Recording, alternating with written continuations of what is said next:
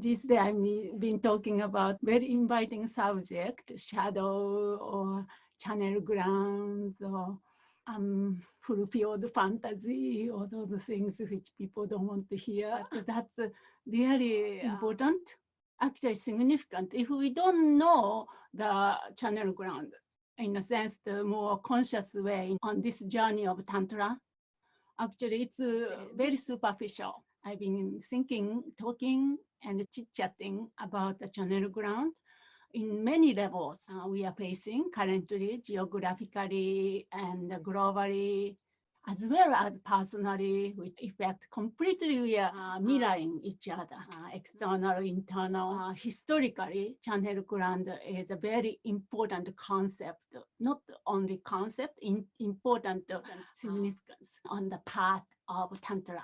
And also, CHO umlaut, we practice a channel ground. And it's very important.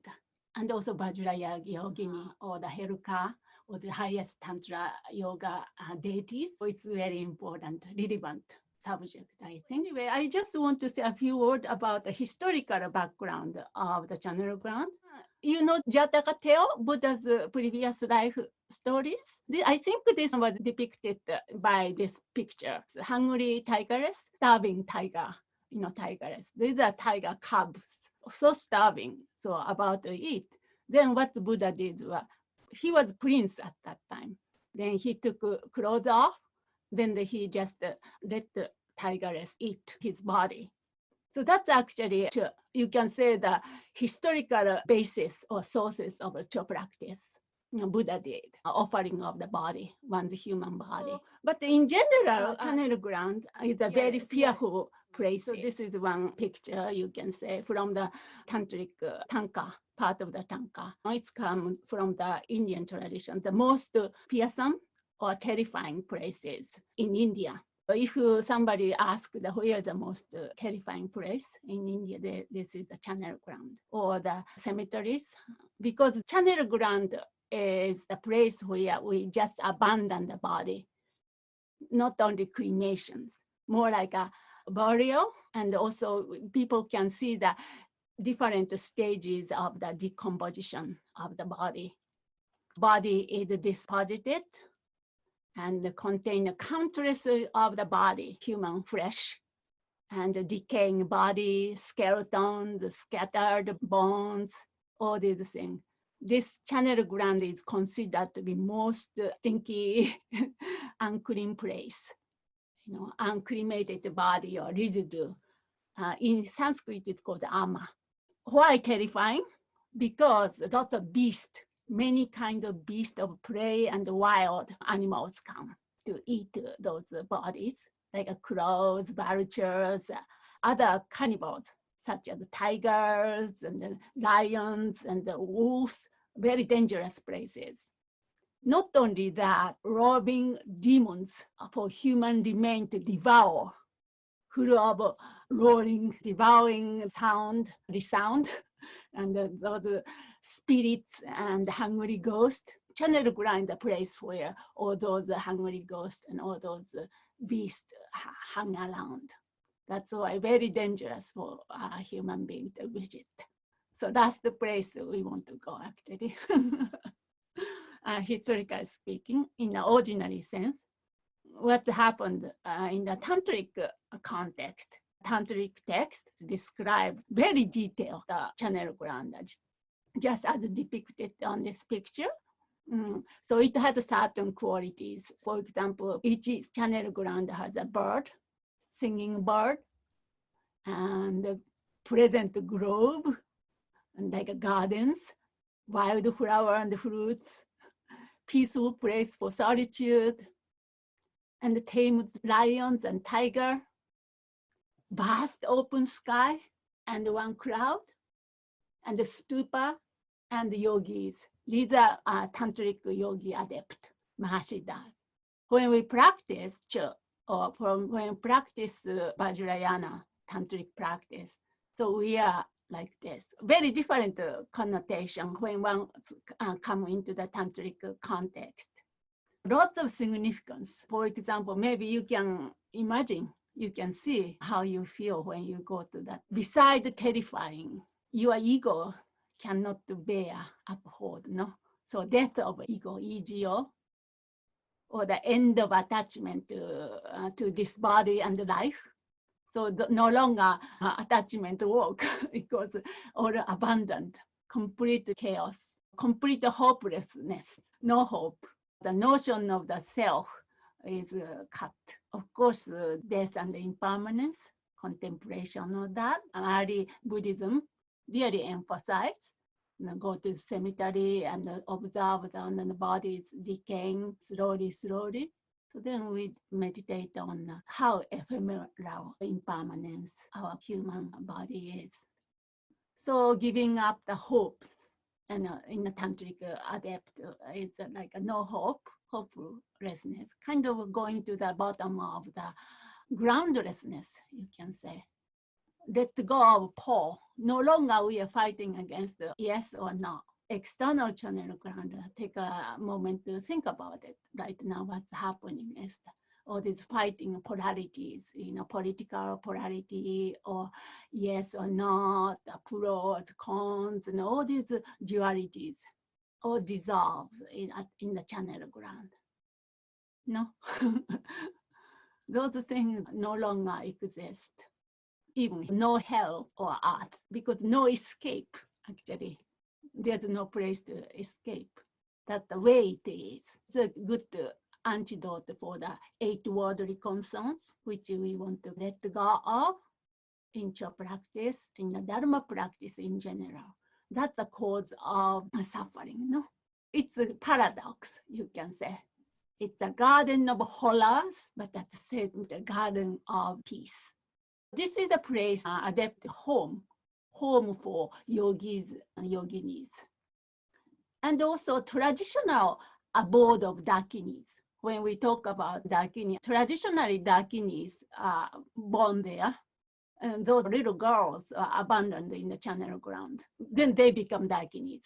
So senior Dakinis train little girls. Then they grown up in that sort of channel ground. Then the mastery of all these siddhas, because there's no distraction other than really actualizing the practice. Dakinis are untouchable, you can say, or the outcast, then become very powerful. So it's the most suitable place for tantric adept to have a realization practice. As a tantric practitioner, we came here because we feel urgency and we want to bring something to ourselves and the world to have a peace, freedom, and awakening as soon as possible. So that's the channel ground. Also, Dakini teaches there. That's why the adept return again and again to receive teaching. And also celebrate. Dakas and Dakini gather here to celebrate Tsok, as I said, Gana Chakra. Those people, those Vajrayana practitioners who have achieved certain degree of awakening, the channel ground was the most sacred, beautiful, and also place of energy and power.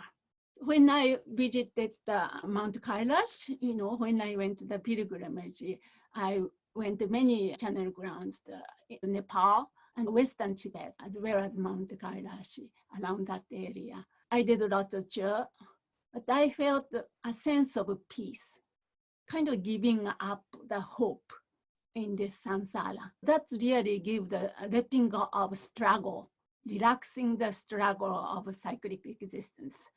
That really makes us feel peaceful and openness and clarity on this journey, and celebrate the freedom of clarity, because no more 8 worldly concern, something to concern in the channel ground, craving or attachment, and that feel suffering, right?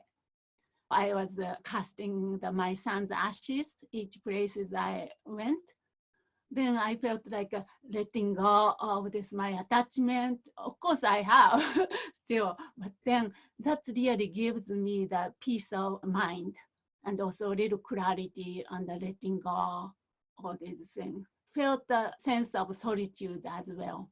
So it's very important to personalize the channel ground as well in terms of each own journey, whatever you're holding on to. See, what do I want to let go in the channel ground? Invite the demons of one's own mind. So that's what we do in your practice, because that's the one who haunt every moment. In this channel ground, the polarity has collapsed. The great joy is found in the greatest devastation. I think that's Judy's expression. The roar of Dharma, Dharma discourses resound. So this channel ground is the place where we receive teachings. And then all this teaching, Dharma teaching is resounding. It's not like a holy big palace of temples from the high throne on this journey. Traditional is not the place where we receive teaching. That means the more we face the devastation, and she used this term, or this channel ground which we face right now, challenges, all this chaos and confusion. So this is a place where we really come to realization. We receive teachings, literally or metaphorically, receive teaching, and the light of inner joy of bliss radiate. It's really ironical, isn't it? But that's how it works in terms of my personal experience, as well as these teachings, all tantric teaching, especially highest yoga tantric teaching. The more desire, more confusion, more wisdom.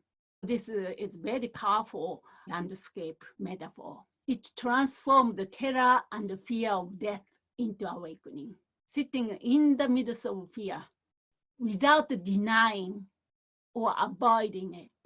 There's one quote here. I think Mandanava, Guru Rinpoche, one of the concert, it said, a fearful environment or frightful environment such as this is a catalyst for practitioners' true practice to emerge. This kind of channel ground is a catalyst for practitioners' true, genuine practice to emerge. Adverse conditions are the true wealth of a practitioner. A frightening, uncomfortable place is the knife to sever discursive thought.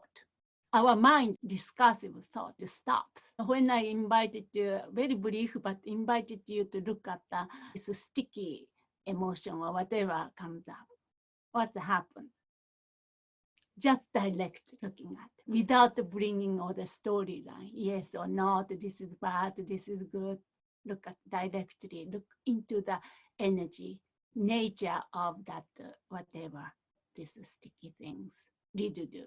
These things are knife to sever discursive thinking mind. Understand? Then we practice the pure view. This is the practice of Vajrayana, Tantric practice. Again, I want to share one thing. This one of the Mahamudra masters talks about channel ground. But he said, although I haven't visited frightening burial ground, channel ground, I haven't seen any place more frightening than attitude based on the poisons of the 5 reactive emotions and the 8 concerned, I think 8 worldly concerns about the conventional success. So he really personalized this channel ground, no?